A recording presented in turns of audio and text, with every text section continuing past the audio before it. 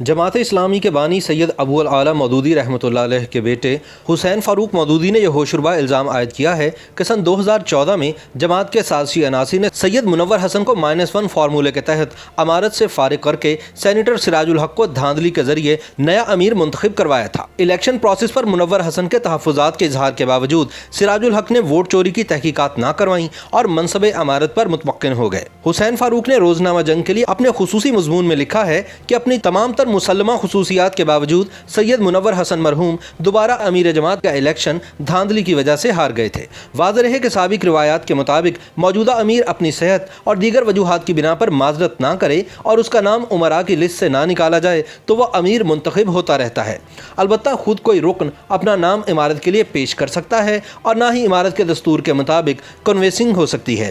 Vote نہایت رازداری سے دیے جاتے ہیں۔ اسی روایت کے مطابق منور حسن امیر منتخب ہوئے اور خیال ظاہر کیا جا رہا تھا کہ وہ آئندہ بھی تاحیات منتخب ہوتے رہیں گے۔ سید حسین فاروق مودودی کے بقول منور حسن کے دوبارہ امیر منتخب نہ ہونے کی ایک وجہ تو یہ ہو سکتی ہے کہ ارکان جماعت نے ان کے فوج کے حوالے سے کچھ متنازع بیانات کی وجہ سے انہیں دوبارہ امیر جماعت ہونے کے قابل نہ سمجھا ہو۔ دوسری وجہ یہ ہے کہ کسی بیرونی دباؤ کے باعث الیکشن کے نتائج تبدیل کر دیے گئے ہوں۔ اس ممکنہ دھاندلی کے بارے میں منور حسن نے اپنی الوداعی تقریر میں اشارہ بھی دیا کہ امارت کے الیکشن میں 5000 ووٹ غائب ہوئے، جس کی نظیر جماعت کی تاریخ میں نہیں ملتی۔ ان کا کہنا تھا کہ زیادہ سے زیادہ 5-10 ووٹ ڈاک میں گم ہو جائیں تو ہو جائیں، لیکن اکٹھے ہی 5000 ووٹوں کا غائب ہو جانا ایک معمہ تھا جس نے الیکشن کے نتائج یکسر تبدیل کر دیے۔ انہوں نے اس کی تحقیق کا مطالبہ بھی کیا۔ سید منور حسن کی الوداعی تقریب میں متعدد ارکان جماعت، صحافی اور ہمدرد موجود تھے جو اس بات کی تصدیق کرتے ہیں۔ حسین فاروق نے اس حوالے سے سوالات اٹھائے ہیں کہ جماعت اسلامی جیسی نیک اور بااصول تحریک میں ایسی غیر اخلاقی حرکت کیوں کی گئی؟ دوسرا، منصورہ میں بیٹھے وہ کون لوگ ہیں جو اس کبھی حرکت کے مرتکب ہوئے؟ ان معاملات کو کریدتے ہوئے بانی جماعت کے صاحبزادے حسین فاروق نے یہ توجیہ بھی پیش کی کہ منور حسن نے دوران امارت اپنے ایک انٹرویو میں کہا کہ جو پاکستانی فوجی امریکہ کی جنگ لڑ رہے ہیں انہیں شہید کہنا درست نہیں، کیونکہ یہ کفر اور اسلام کی جنگ نہیں ہے۔ چنانچہ اس بیان کے بعد ملک میں ایک طوفان برپا ہو گیا تھا۔ کچھ ارکان جماعت بھی ناراض ہوئے اور مختلف حلقوں کی جانب سے شدید دباؤ پڑا کہ امیر جماعت منور حسن معافی مانگے یا ان کو امارت سے علیحدہ کر دیا جائے۔ اس پر ایک طرف تو مرحوم اپنے اصولی موقف پر ڈٹ گئے اور دوسری طرف جماعت کے دستور کے مطابق انہیں امارت سے الگ کرنا ممکن نہ تھا۔ مارچ سن 2014 میں امیر جماعت اسلامی کے انتخابات سے قبل اسی طرح دباؤ ڈالا گیا اور واضح پیغام دیا گیا کہ منور حسن کا امیر بننا ہمیں منظور نہیں۔ اس الیکشن کے انچارج حفیظ احمد کے مطابق انہیں اس دھاندلی پر آمادہ کرنے کے لیے اسلامک پبلیکیشنز کا مینیجنگ ڈائریکٹر بنایا گیا۔ انتخاب کے نتیجے کا اعلان تو دباؤ کے مطابق کر دیا گیا، مگر اس غلطی کے ذہنی دباؤ کے باعث حفیظ احمد کچھ ہی عرصے بعد انتقال کر گئے۔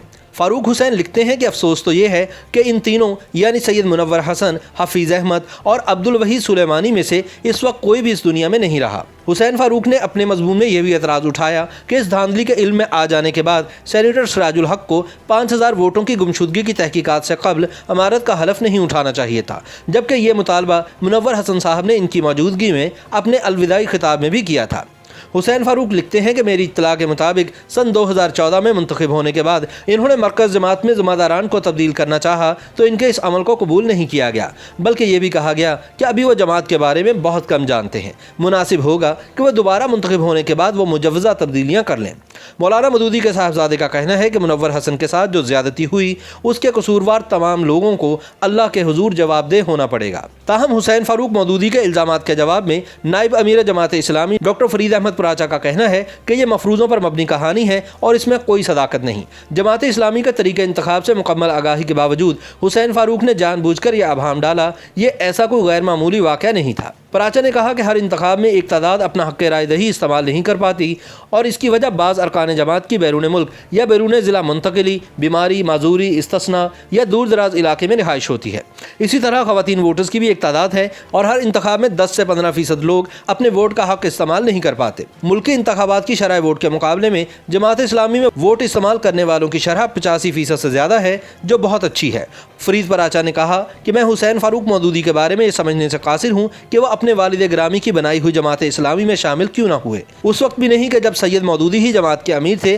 اب وہ اگر اس جماعت کو فائدہ نہیں پہنچا سکتے تو کم از کم بے بنیاد الزامات اور بے سروپا شکوک و شبہات سے اسے نقصان تو نہ پہنچائیں۔ YouTube पर गूगली न्यूज देखने के लिए youtube.com की सर्च बार में गूगली न्यूज टीवी टाइप करें। गूगली न्यूज के पेज पर सुर्ख रंग के सब्सक्रिप्शन वाले बटन पर क्लिक करना ना भूलिए। YouTube पेज पर अपलोड होने वाली वीडियो से बाखबर रहने के लिए बेल आइकन पर क्लिक कीजिए। आपको हर नई वीडियो के बारे में नोटिफिकेशन मौसूल हो जाएगा।